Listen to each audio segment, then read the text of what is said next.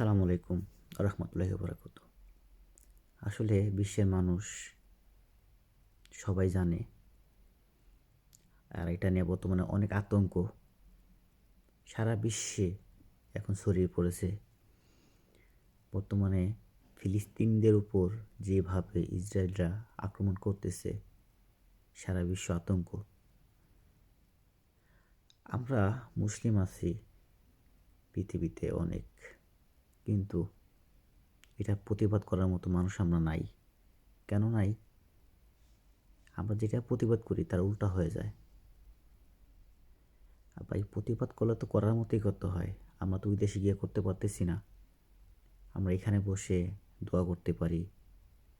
মুসলিমরা আমরা তাদের জন্য যতটুকু পারি, যে যা জায়গা থেকে দোয়া বলেন, যদি সম্ভব হয় কারো মাধ্যমে, তাদের মাধ্যমে যেটা বলা হয় আর্থিক দিয়ে সাহায্য করা। আসলে আমরা তো ওটা পারতেছি না।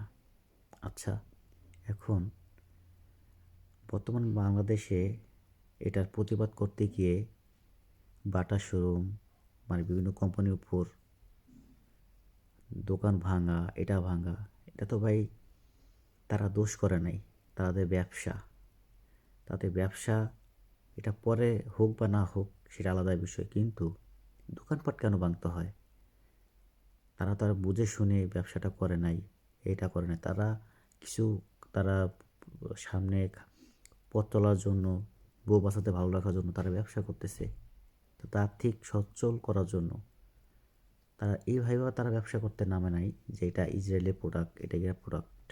আমি তার বিরুদ্ধে কথা বলতেছি না।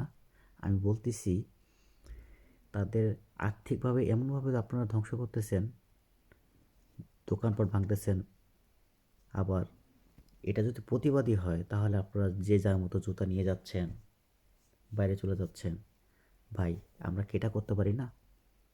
যেগুলো ইসরায়েল প্রোডাক্ট মনে হয় এগুলো আমরা খাওয়াবো না, ইউজ করব না, বাদ দিয়ে দেন।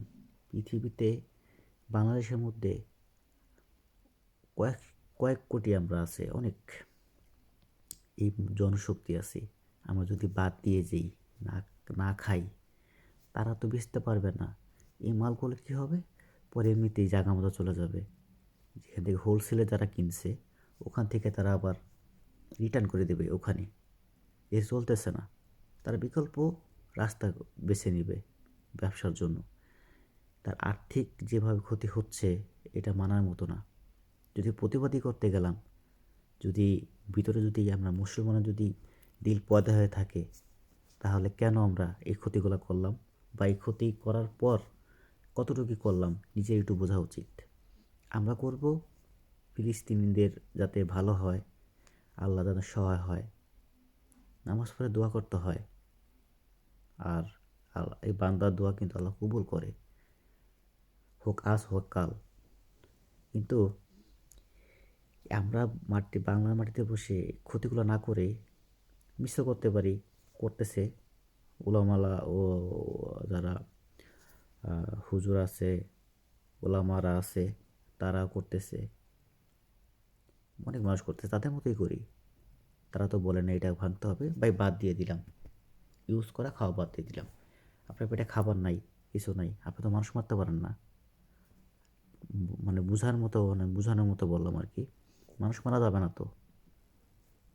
আপনি একটা চাকরি খোঁজেন, একটা বিজনেস খোঁজেন, বা একটা কিছু করেন, এটাই আর কি। তাই বলে মানুষ মেরে ফেলাইবেন, আরেকটা পরিবারকে অসহায় করে ফেলাইবেন?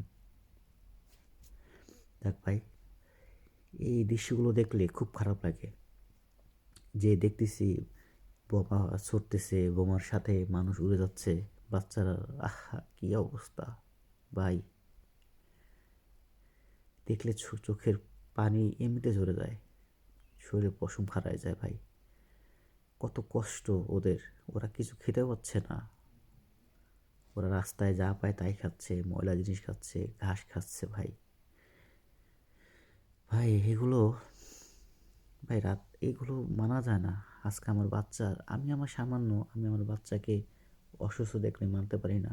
আর বাচ্চার সামনে লাশ পড়তেছে, বাবা বাবার সামনে, বাচ্চা কা বাচ্চা কাঁদ বাচ্চা কাঁদতেছে, বাবা মা কাঁদতেছে, বাবা মার সামনে বাচ্চার লাশ মানার মতো না ভাই। কী কান্না করতেছে, রাস্তায় খিদার জ্বালায় ঘুরতেছে ভাই। আসলে ভাই উপরওয়ালা আছে, উপরওয়ালা সব কিছু করতে পারে। সবাই দিল থেকে মন থেকে দোয়া করি যাতে আমাদের ইসরায়েল ওরা ধ্বংস করে দেয়, আল্লাহ তাআলা ওদেরকে, ফিলিস্তিনিদের উপর জুলুমটা কমে আসে।